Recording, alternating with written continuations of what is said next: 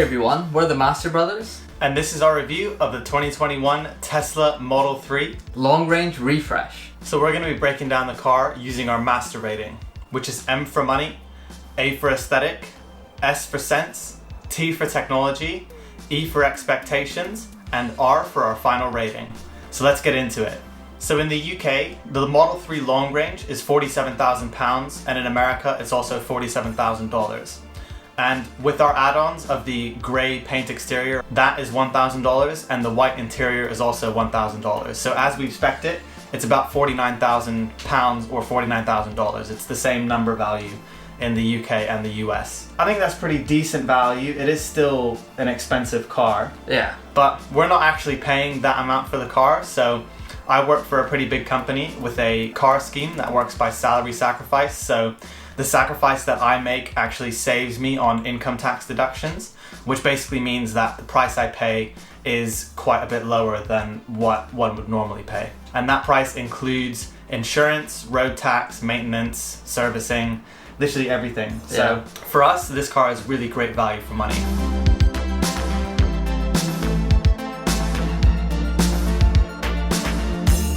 And also the running costs on an electric car are really low.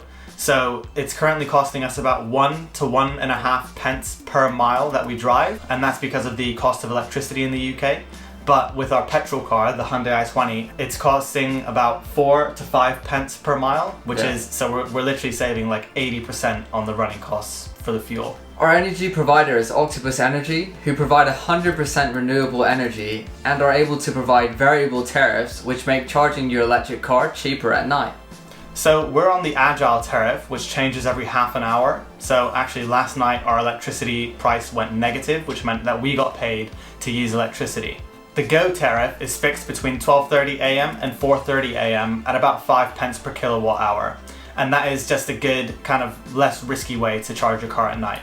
Now, if these sound interesting to you, check out the link in our description for £50 off your bill. Now, we have an Ohmi charger at home, which is the only charging system that integrates with the Agile tariff. And we'll be doing a full video about the different charging stations you can get in the UK, so make sure you subscribe and hit the notification bell so you know when that one comes out. Ohmi estimates that we save around £4 to £5 every night, and that's sometimes more, sometimes less, but it's a really good way to see how much energy we're using and how much money we're saving compared to using a petrol car, compared to using the standard electricity tariff. And it also knows when the Agile tariff is going to be at its cheapest, so it will only charge the car when it'll get you to your full charge based on what you've set it to, and it'll do it at the cheapest rate possible. For money, I'm going to give the Model 3 a rating of 8 out of 10. And I also gave it an 8 out of 10. I think it's really good value for money, but it's still not a super cheap electric car. It is still kind of expensive. We're just really fortunate to be in the position of having that salary sacrifice option. For aesthetic, the Model 3 is a pretty good looking car. It's not super flashy, but it's clean, it's nice. I don't think it will upset anybody. It's just a classic, clean looking car. In the refresh, they've changed the chrome trim to black, and we both think it looks so much better. Especially with the aero wheels, they've actually changed the design with that as well, and I think they both complement each other so well. Definitely, yeah. The aero wheels are a lot more flat, less kind of curved and angled, and I think they look a lot better than the previous generation. The wheels underneath are also exactly the same, so if you did want to take them off, you could do that too. Yeah, and they still look great.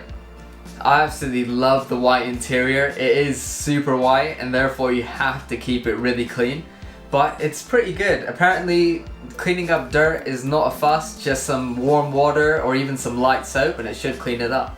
I think personally, if I were to get the car again, I think I would get the black interior. Really? But that's just me. The white is nice, but I think it might get old, so I think I would probably go with the black interior next time. I feel like the black is gonna get old even quicker. Maybe, but it's just classic, you know?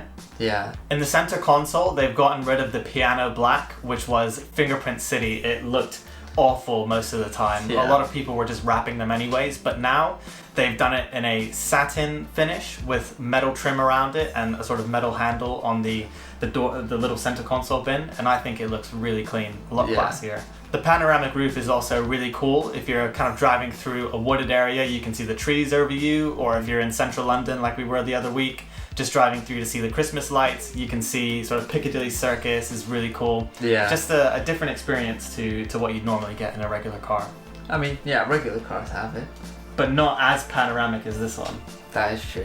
So for the aesthetic, I gave it a score of 8 out of 10. And I gave the aesthetic a score of 8 out of 10 as well. I think we both think it looks amazing, but I think the minimalism is taken a bit too far, and it actually is detrimental to the practicality of the car, which brings us to Sense. You're so reliant on that touchscreen, even in terms of air conditioning, so you have to control the vents through that touchscreen, heated seats, but I think the real issue is with driving. So I really wish they put up a heads-up display, even to show the speed, because it would just be so much more practical than having to look at the touchscreen. And then with navigation, there's still the radar on the right side, so then you have to take your eyes quite far off the road in order to see your navigation, which I find very distracting, and the touchscreen in general is quite distracting for me. I haven't found it too distracting, but I think if Millen's found it distracting, I think other people might as well, so it's worth thinking about. So the car is super easy to drive, and it's a little bit too easy to go fast in. You're kind of always having to keep an eye on your speed to make sure you're not going over the speed limit. The range is also really good. You get at least 300 miles in the real world, and probably more in slightly warmer weather. The heat pump with the refresh actually really helps with efficiency. Apparently it's, I think, twice as efficient in heating up the batteries, which is great, especially in colder climates. And having the supercharging network really just helps reduce range anxiety. You always know that you're within distance of a supercharger, or your car will route you through one if you're doing a really long journey, so it's really not an issue. Yeah, it's really good. Something new with the refresh is the double glazing in the front windows. Now it's only in the front two windows, not in the back. So you can definitely hear the road noise in the back, but in the front it's not too bad. Another thing that's new with the refresh is they've fixed this problem in the boot where water used to just pour in whenever it rained. So they've actually added little holes for the water to flow through. So we've actually tested it and water does not flow into the boot, which is great. Yeah, shouldn't have that problem in the first place, but I'm glad they fixed it. Now the visibility out of the back from the rear mirror is a bit poor because the boot kind of rises really high at an angle, so if there's a car somewhat close behind you, you can't really see the front of it and where the front of it ends, but the cameras work really well, so it's not too much of an issue, and you can also have the cameras on while you're driving at speed. There's plenty of storage space inside the car. The door bins are pretty big, and the center console has two separate storage spaces that can both fit quite a lot in there. There's decent room in the back of the car. There's plenty of headspace and knee room, but the floor does rise quite high because of the battery pack, so if you're kind of taller like me, your legs might ride quite high, which can make it uncomfortable on a long journey and make your lower back and bum quite sore. Even for me, I'm not tall at all, and my knees still come up. The floor is quite high, so it's not great in the back. It would definitely be tough on long journeys. There's also quite a bit of room in the boot. How many liters is it? 425 liters total, so in the back and in the front. The boot and the trunk and the front. It's pretty good. The boot it's long and narrow, so you can't really fit tall items in there, but you can get a lot of stuff in there. So it's kind of practical and not practical. Like shopping will be perfectly fine, but fitting in a lot of luggage that might be quite tall, that will be a lot more difficult. And human trafficking is not recommended because they can't open the boot from the inside. There's also e-call, which means if you're involved in a severe accident, the car will automatically call emergency services for you. And there's also Tesla roadside assistance, so if you have to stop the car for any reason, flat tire, you run out of charge, you can just hit the SOS button and get in touch with the Tesla support, which is available 24/7. For Sense, I gave it a 9 out of 10 because I think it's a pretty sensible car to get. Fair enough, I gave it an 8 out of 10. I agree with Sean, it is quite sensible, but the minimalism for me is taken a bit too far. I think all of my annoyances will be cured with a heads-up display. That would be really cool to have. Go on Tesla, do it. Technology. Now this is where the Model 3 shines and absolutely destroys any of its competitors. They're just leaps and bounds ahead. So just to kick that off, they've got valet mode, which is when you give your car to a valet and you don't want them to drive it like crazy. So basically it reduces the acceleration to just 25% of what it normally would be. They still have access to the media controls, but they don't have access to the entertainment features, so they can't sit in your parked car and watch Netflix or YouTube or anything. They don't have access to the Toybox.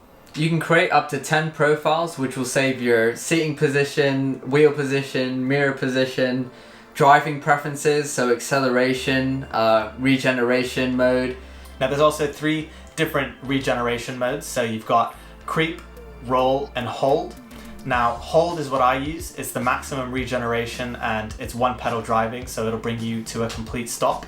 Creep is like an automatic car. If you lift your foot off the brake, it'll move the car forwards. And roll doesn't move the car forwards if you lift your foot off the brake from a standstill. It'll stay in hold because it applies the brake automatically. But at low speeds, if you've been moving, it'll just continue rolling. So you can control the mirrors from the screen. You can have them automatically fold, but the dimming is not configurable. So at night, the mirrors will automatically dim and adjust their level of dimming based on what the car thinks it should be. And sometimes that works really well, but sometimes it's really annoying. So sometimes the mirrors will be really dark and I'll be backing into the driveway and I literally won't be able to see anything out of the mirrors because it's so dark. Yeah. And there's no light coming from behind me. But that being said, the cameras do work quite well and you can use them for the side, so you can basically from the mirror view and the rear camera. So they do work quite well. So it's not a huge issue, but I would like to be able to configure the mirrors to dim to an amount that I would like. Traffic Aware Cruise Control is an adaptive cruise control system. It helps you keep a distance from the car in front of you, and you can adjust that distance to 1, 2, 3 car lengths, and it'll adjust your speed based on how far away you are from the car in front. It also won't let you undertake a car, so if there's a car in the middle lane and you're in the left lane, it'll slow you down so that you don't undertake the car that's sitting in the middle lane. And auto steer is basically the lane keep but more advanced, so it keeps you in your lane and it steers for you. So if you've got a big turn coming, it's better than lane keep assist because it'll actually turn the wheel for you properly. Yeah. You do have to keep pressure applied to the wheel though, otherwise you'll get this notification on screen and it'll eventually shut off saying you need to start driving, take control of the car. Now auto steer without full self-driving does not change lanes for you. If you put the indicator on, it will cancel auto steer and you'll have to change the lanes yourself. So a bit annoying when we found that out. We kind of were hoping that it would have the lane change assist, but it's not a feature without full self-driving. There's also loads of other driving safety features. So lane keep assist, you can set it to off, a warning, or to actively keep you in your lane or avoid you drifting into another lane. And that just basically does what it says on the tin. But you don't need to have your cruise control or your auto steer on. That will work when you're driving between 40 and 90 miles an hour. There's also forward collision warning. So if you're driving faster than a car in front of you and it thinks you're going to crash into them, it will give you a flash and a warning on the screen. I've set that to late because otherwise I think it'll go off a bit too frequently and sometimes when it really doesn't need to. Yeah, early is definitely too early, especially driving around in London. Yeah. It's a bit... It'll go a bit crazy, it goes off a lot. There's also a setting called obstacle aware acceleration. So if there's an obstacle in front of you, it'll limit the amount that you can accelerate, and it can even apply the brakes as well if it thinks you're going to crash into it. But that only works at low speeds. The automatic wipers do not work perfectly. It waits quite a while into the rain before it actually activates, and then changing its speed is pretty lagged. So it's not great. We've had a couple of problems, especially when we're traveling around 60 miles per hour or faster. The wipers make quite a bit of noise, which we've had to report to Tesla. Yeah, it's like a clicking noise, and we'll play that now so you can hear it. There's also a calendar app built in with the car, which syncs with your phone calendar, and you can activate that through the app on your phone. And basically what that'll do is it'll enable you to navigate to your next destination in your calendar, or you can dial into a phone call if you've got a meeting on your calendar that you've got a phone number for. The front seats are 12-way adjustable, and both the front and the rear seats are heated, and they work pretty well. Heat up very quickly and get quite hot, so we only keep it on the lowest setting. The seats are pretty much like sofa cushions. I've never really felt like that in any other car. Really soft and plushy, yeah. Yeah. And also the front seats have lumbar support, which is nice. The The climate controls can only be adjusted via the main screen, which can be a bit annoying, but there is a lot of adjustability and sort of functionality within that. You can also change what the car does when you put it in park, or if you leave or stay in the car. So you can set it to turn the climate off when you leave it on, dog mode, which you can leave a dog in the car and it'll keep it nice and comfy in there, and put a message on the screen as well. And there's also camp mode, so if you want to stay in the car and leave the climate on, it'll kind of leave only a few settings on, but it won't turn on the alarm or sentry mode because you're saying that you're still in the car. The front center console now has a fast wireless charger built in, which is pretty great. We were going to install it ourselves, but it looks really nice the way that they built it in. Feels very premium. Has a nice felt. Was it suede? Kind of suede-y finish, yeah. Suede finish on there, which is very nice. There's also USB-C chargers in the back and the front. The front ones are a bit hard to find. They're in the front center console bit in the back. And it can also be frustrating to have USB-C if you don't really have any USB-C cables. You've only got USB-A. So we have an Anker USB-A to USB-C adapter, so you can just plug your USB-A cable in there and just plug it into the USB-C. Works pretty well. If you're interested, just check out the link in our description. In terms of security, the Tesla has Sentry mode, which will monitor the area and make sure that if somebody comes close to your car, they'll be deterred. So there's the standby state, where it'll just monitor your area. There's the alert state, where if somebody gets too close to the car, something will come up on the screen and the lights will flash and let you know that the car is in Sentry mode and you're being recorded. If that doesn't deter whoever's bothering your car, the outside car alarms will go off, and on the inside, the speakers will start playing loud rock music. Full blast. When a Sentry mode event is triggered, it will save the most recent 10 minutes of footage, and then when you next enter the car, you'll have a little notification saying X amount of Sentry mode events have occurred, and then you'll be able to watch them back to see what happened. We've had quite a few issues with the built-in memory stick that Tesla have provided. Sometimes it'll work, but then we'll get in the car a few days later and you won't be able to view the footage. You'll have to go in and click format. So that's something that I need to work on a fix for.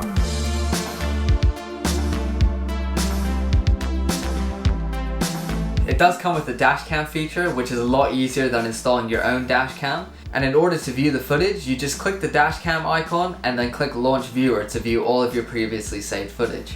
Yeah, you can also set it to save your footage on honk, so that'll save the 10 most recent minutes of footage, which is super useful if something stupid happens like this. Jesus. There are cameras everywhere on this car, one in the front, one on the left and the right, one in the cabin, and one in the rear.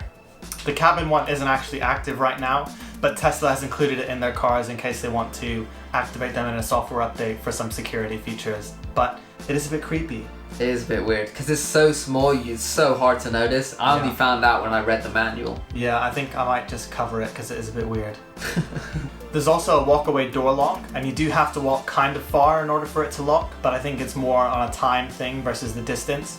We've also tested it, so if our phone keys are in the house and we try and open the door without our phone on us, you can't unlock it. So it is pretty safe. You do have to be close to the car for it to actually unlock again. So speaking of the app, there's so many things you can do with it. You can control the climate, and you can start the climate when you're about to set off on a long journey.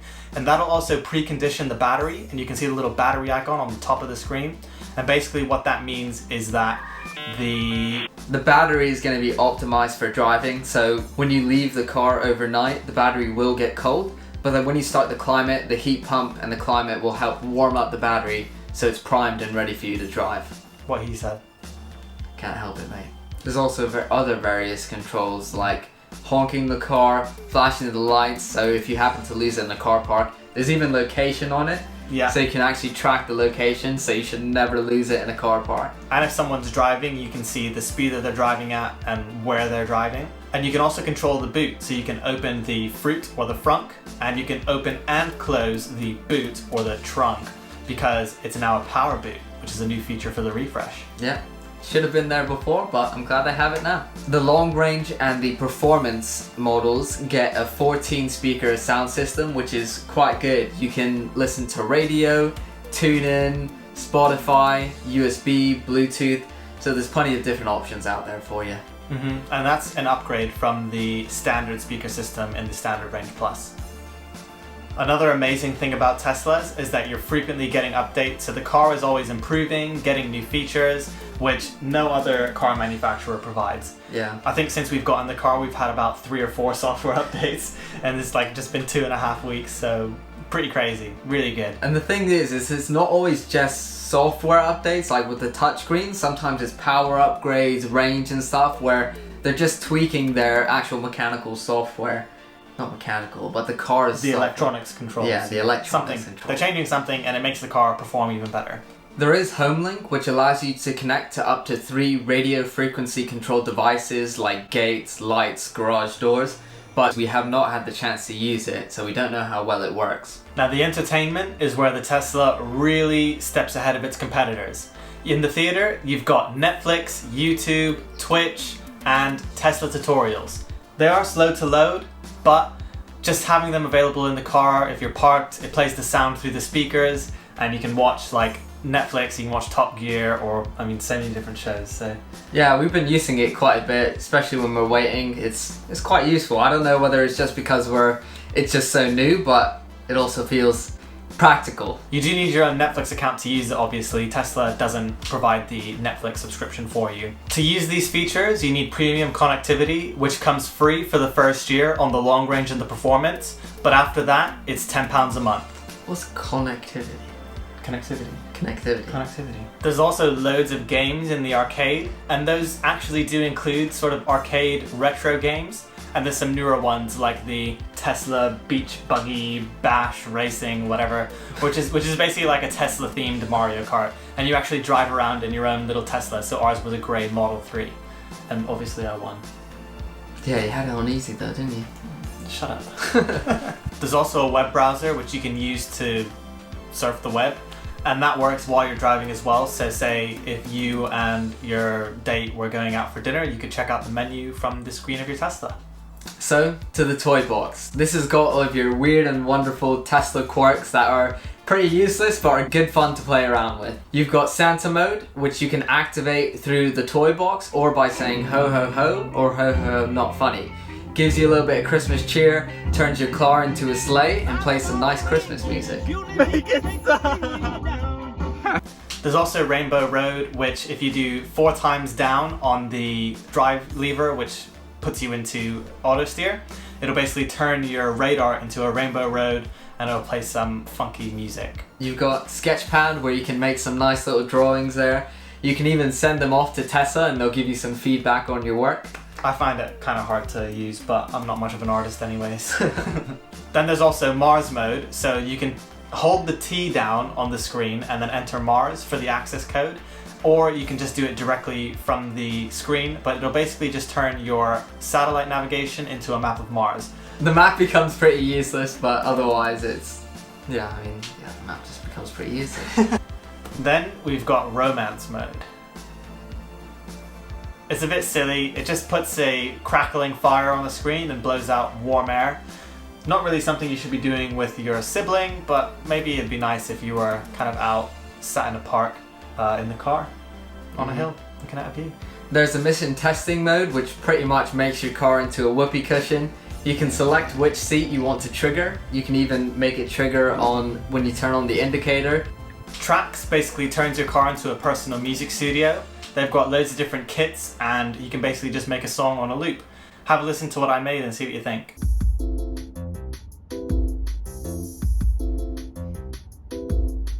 It's pretty good. If you're having any issues with your car, trigger the voice command and say something on the lines of bug report, and then whatever is going wrong. What the system will do is take a snapshot of everything that is happening, and it will send that over to Tesla so then they can improve on that.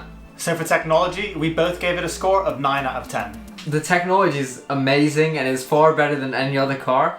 I think this might be with our expectations. I think we were expecting everything to work super seamlessly and have no issues at all. But we've had some small issues here and there with like voice commands not working, dash cam footage not saving, and yeah, just small issues, which I think we expected that. for the more solid parts of the Tesla, like door frames not being aligned and crazy stuff like that, but Yeah, there are some software quirks which are slightly annoying. That brings us on to our expectations. Now, Millen, I think you were expecting the car to be harder to drive. definitely. I was so shocked that I was able to drive it pretty quickly. It was quite easy to get a hold of. The steering wheel is pretty nice, very easy to maneuver. When I drive it, I find that the suspension is a little bit too soft for my liking. You can really feel that it's a heavy car. It does a decent job of hiding it, but if the suspension was a bit stiffer, then you would feel a lot more comfortable, I think, because otherwise it really rocks you when you accelerate quickly. Yeah, I think you'd feel a bit more confident and more planted in the road. The turning circle is good, but it also could be a little bit tighter, Yeah. especially in London. Yeah, definitely. I think we're used to more of a city car turning circle. So for expectations, we both gave it a score of 8 out of 10 because it definitely does a really good job, but I think it could just be a little bit better. But maybe those issues would be solved if we got the performance version. Yeah, and I think Tesla are so new and manufacturing cars, so it can be expected that these issues would arise. So overall, I gave the Tesla Model 3 Long Range a score of 43 out of 50. And I gave it a score of 41 out of 50. So that gives us an overall master rating of 84 out of 100, which is pretty good. Yeah, I think there's only just small issues here and there that are a bit annoying, but it's still an amazing car. We absolutely love it. We've driven it, what, like 700 miles in the first 2 weeks? Yeah, we've done a lot of driving in it. Yeah. So anyways, guys, if you enjoyed this video, make sure you give us a thumbs up, subscribe, and hit that notification bell for our future videos. And if you're looking at getting a Tesla, check out our referral link below. You'll get 1,000 free supercharger miles. And also remember our Octopus Energy referral link where you'll get £50 off your bill. And let us know in the comments section below what you want to see next. And from the Master Brothers, We'll catch you on the flippity flip.